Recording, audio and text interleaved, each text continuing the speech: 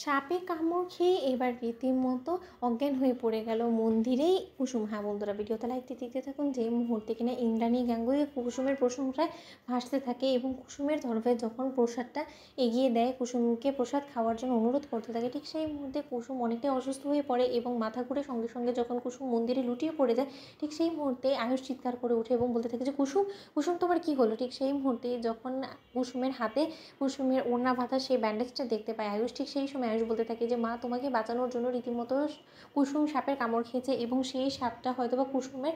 হাতে ছোবড় দিয়েছে এবং তার জন্যই সেই বিষই হয়তো বা গোটা শরীরে ছড়িয়ে পড়েছে। ওকে যে করে এক্ষুনি নার্সিংহোমে নিয়ে যেতে হবে। অন্যদিকে এই কথা শোনা মাত্র যখন ইন্দ্রাণী গাঙ্গুলি কান্নায় ভেঙে পড়ে এবং বলতে থাকে যে কুসুম, তুমি এই কী করে ফেলে, তুমি আমার জীবন রক্ষার খাতিরে তুমি নিজের জীবনটাকে কেন ঝুঁকির মুখে ঠেলে দিলে, এবার আমি তোমার বাবাকে কী মুখ দেখাবো কুসুম। অন্যদিকে যখন আয়ুষ বলতে থাকে যে ভাইরা শীঘ্রই তুই ওকে নিয়ে আয়, আমি গাড়ি বের করছি, ঠিক সেই মুহূর্তে যখন দেবলীনা বলতে থাকে যে এই মেয়েটাকে বাঁচানোর জন্য এখন কি আমরা হসপিটাল অবধি ছুটবো এই গরমের মধ্যে। অন্যদিকে যখন ইন্দ্রাণী বলতে থাকে যে দেখো দেবলীনা, তোমার যদি কোনো মতে এই জিনিসগুলো ভালো না লাগে তাহলে তুমি এক্ষুনি বাড়ি ফিরে যেতে পারো, তাতে আমার কোনো রকম কোনো প্রবলেম নেই, কিন্তু যতক্ষণ পর্যন্ত না কুসুম সুস্থ সবল হয়ে উঠছে ততক্ষণ পর্যন্ত আমি হসপিটালেই থাকবো এবং ওর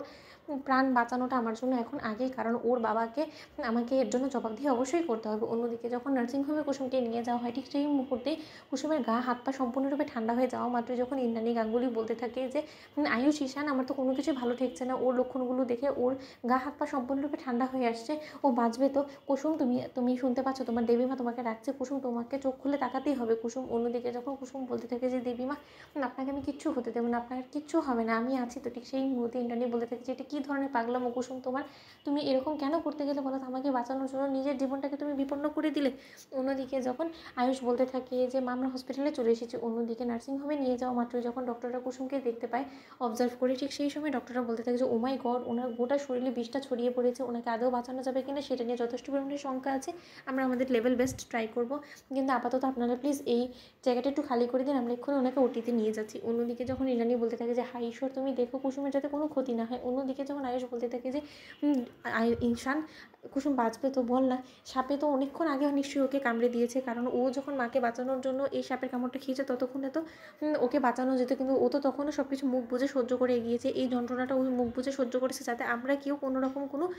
ওকে নিয়ে ব্যস্ত হয়ে না পড়ি এবং মায়ের এই উপোসটা যাতে ভালোভাবে সম্পন্ন হয়। এবং সেই সব কিছু করতে গিয়ে ও যে নিজের জীবনটাকে এরকম করে বিপদের দিকে ঠেলে দিবে, সেটা যদি আমরা আগে একটু টের পেতাম তাহলে হয়তো বা ওকে অনেকক্ষণ আগে হসপিটালে এনে ওকে বাঁচানোর ব্যবস্থা করা যেত। অন্যদিকে যখন দীপালি বলতে থাকে